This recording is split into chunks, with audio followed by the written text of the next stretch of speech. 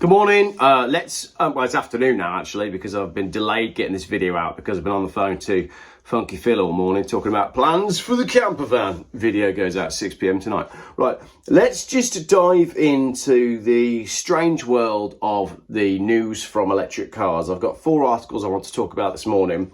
We're going to talk about the fact that no one wants to buy electric trucks. No one wants to buy an electric Maserati supercar. Lamborghini hopes that someone wants to buy an electric supercar, and Renault has gone completely wild. So let's start from the top then. Nobody wants an electric truck. This is from smmt.co.uk.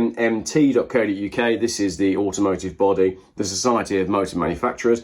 Title: Zero emission truck demand stagnates as overall market normalises. 17th of February this year. HGV registrations fall by 2.7% in 2024 after 3 years of growth. It's almost like the economy is contracting. Decline is driven by falling demand for the largest HGVs, with rises in box, curtain-sided and tipper trucks.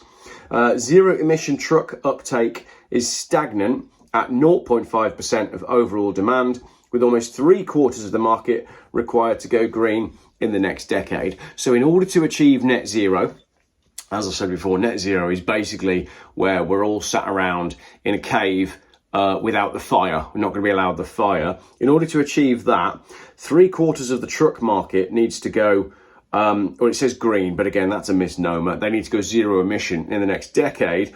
But at the moment, zero emission trucks make up only 0.5% of overall demand, because essentially electrical vehicles don't work as goods vehicles. And if you don't believe me, ask anybody who's got an electric van. Unless you're like a baker whose local run is 15 miles and you only have to do a small number of drops, or if you're a milkman. Hang on a minute, isn't that where we let's not get into that now. Right, so that's that. Nobody wants electric HGVs. Next one, you all know about this one. I talked about this just the other day, but it's important to look at this in the context of what Lamborghini are up to. So this is from Pistonheads. Maserati culls the electric MC20, citing lack of demand. The manufacturer never seemed in a desperate rush to launch its battery-powered supercar, and now it won't at all. That's it. There will be no electric supercar from Maserati. But can I just say, what a great looking car that is. So why don't they then just go and do that with a V6? It looks to me like they already do. Sorry. Great looking car. And then you can have the MC20, which is a spider. Maserati are making some fantastic looking cars, but you never see them. Relative to how often you see Ferraris and Lamborghinis, you never see any of these 2022 Maserati MC20s, because everybody buys McLarens instead. I don't know why that is. Maybe it's the spelling.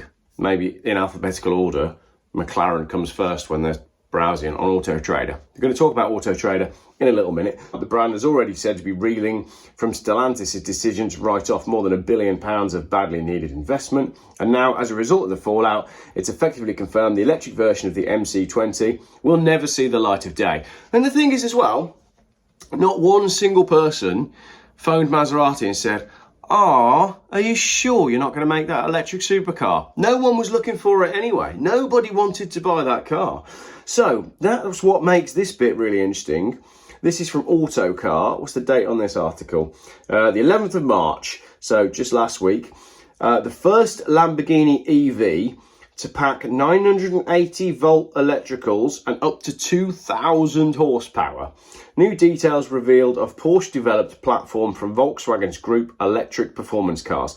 Now, couple of things to say about this. This is the 4-seat Lamborghini Lanzador concept, which will evolve into a production car by 2030. This is a beautiful looking car. I know it's a Nissan Juke. You don't need to remind me in the comments. It is a Nissan Juke, but this is the best looking Nissan Juke we've had so far. So it's going to be electric and it's going to have 2,000 horsepower. Now, when I drove, I keep going back to this because it's just such an important moment in my life. When I drove the Volvo XC30 Recharge, which is their dual motor electric car, I thought this thing is so fast, I was able to make myself motion sick. And I didn't think that was a good thing. That's ridiculous! It totally changes your perception on what cars are capable of. You don't need a car this fast. Why don't they make them smaller, lighter, less powerful, make them out of plastic so they're super lightweight, so they have a massive range? Use the same battery, cut the weight, cut all the crap that you don't need, like seats that go forward electrically and a heated steering wheel that makes your hands feel weird and sort of makes you feel a little bit sick, and make an electric car that makes sense. The only selling point that EVs have got is more power. But at what point do we get to where we say, oh, we've reached the peak? Like with screens, like with what's happened with screens, we've now reached the peak of everything going on a screen. And then we're going backwards because manufacturers are saying, oh no, we're actually going back to buttons because we reached peak screen and it didn't make sense. It was rubbish. We're reaching peak power. Peak power has got to be about 1,000 horsepower. Nobody needs any more than 1,000 horsepower. So Lamborghini's saying, ha, ours is going to have 2,000 horsepower. All the same people that didn't complain to Maserati when they cancelled the electric supercar have gone, so who cares? Who cares? I'm driving a 3 Series at the minute, which you haven't seen on the channel yet. It's a 330 diesel E46 in a really odd specification. Maybe there'll be a video on it.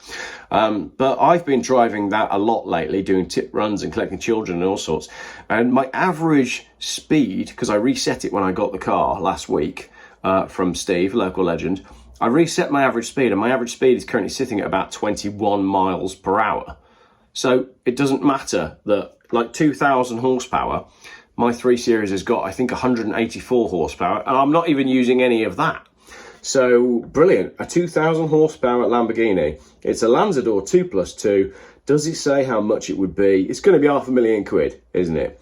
Lamborghini CEO Stefan Winkelmann, not funny, had previously hinted the firm's first EV would offer at least 1 megawatt, i.e. 1,341 horsepower, citing a high power output as one of the pillars of an electric performance car. An electric performance car doesn't need any pillars, as we've discussed with Maserati.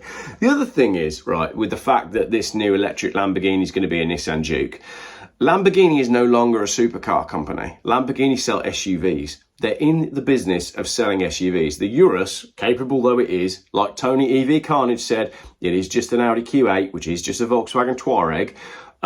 It's just another four-seat SUV, and that is now the backbone and all the bread and butter and all the money of Lamborghini. They're just an SUV company, which is a real shame because they have done some cool stuff. But I do think that's a great looking car, and apparently Lamborghini think that it's going to work. What do you think? Are you bothered? 2,000 horsepower? Where are you going to use 2,000 horsepower? Electric cars are already so fast that you can't use them, and that's just the basic electric cars. Right, so from a 2,000 horsepower Lamborghini that nobody wants and an electric supercar that nobody wants so much that they cancelled it, let's just talk about the new Renault 5, okay? So the electric Renault 5 is the electric car that we should have had from the start. Cheap, funky, cool, retro looking electric power. Okay, Harry Metcalf likes it, and that's good enough for me. They're now doing a Renault 5 Turbo 3E, which is a mini supercar, says Autocar, with 533 horsepower. It's a limited run hyper hatch. It's a dream come true, says Renault. And look at it, it does look rather fantastic, if I do say so myself. But again, I just don't get it, because you're going to have no noise and you're going to have an automatic gearbox. And you saw from the video of me driving my Mini around the other day that all the fun came from the noise and the gearbox. It didn't matter how much horsepower I had in that car. It was about the platform, the gear change, and the noise of the engine. 250 horsepower is about where you want to be with a car. You don't need much more than that.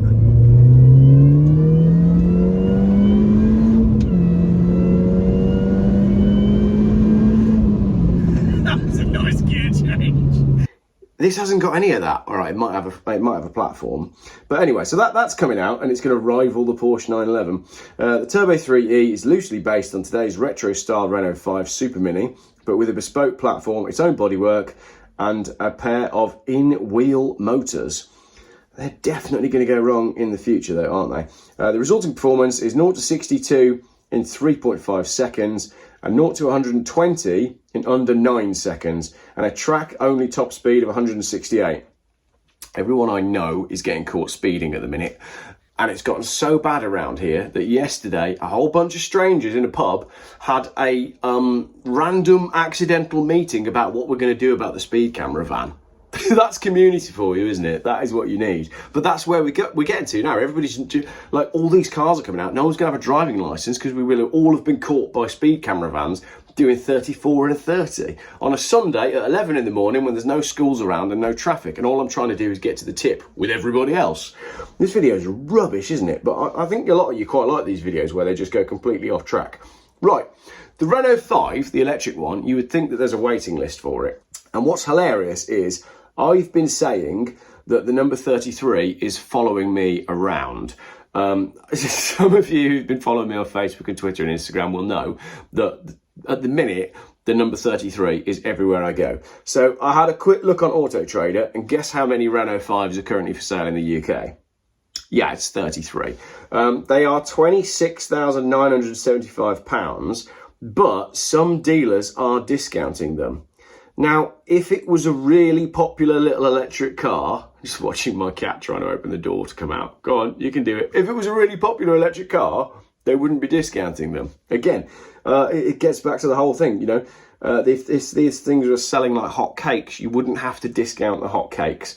Now, the last hot cake on this damp squib of a video, don't mention damp, camper van, hashtag, tore it all apart. Right, the last bit I want to talk about is another, I think I've been spending too much time in the pub lately. Another conversation that I overheard in the pub was a gentleman chatting about his friend who wanted to go and change his Porsche Taycan electric Porsche.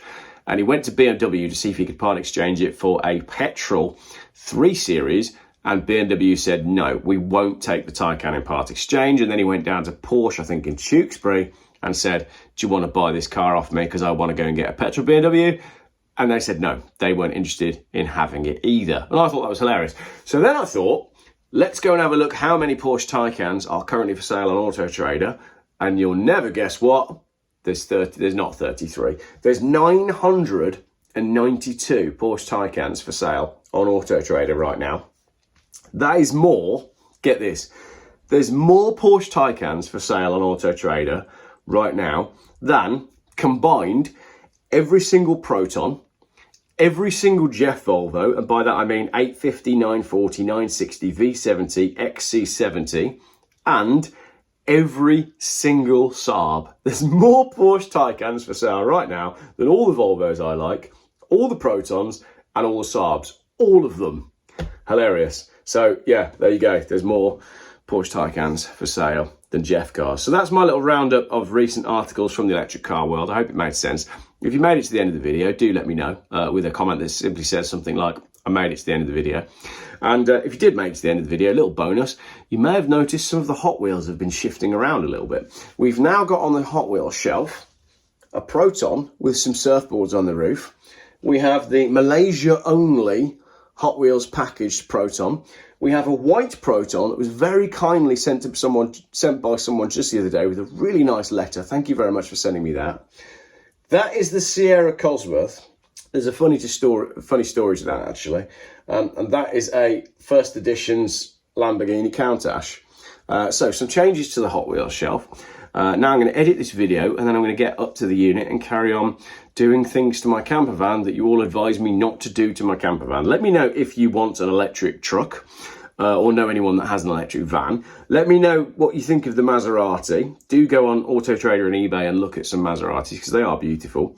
And yeah, Lamborghini, what do you think of their latest Nissan Juke and the Renault 5? Are you bothered or are you not bothered? I want it with a 1.6 petrol turbo engine like my Mini Cooper. Thanks for watching. Like, it grabs your stomach. When you floor it, it grabs your stomach. Is that sensible for like your family car? Your kids are going to be sick all the time. Okay, let's summarise my time with this car. I can't remember in my life a time when a car has made me feel car sick. Yes, the roads around here are terrible because it's all country lanes and there's all sorts of cambers going on and everything. And yes, I've been driving like a lunatic, but I've never made myself feel sick before. And I'm not entirely sure that's a good thing. A car shouldn't be able to do this.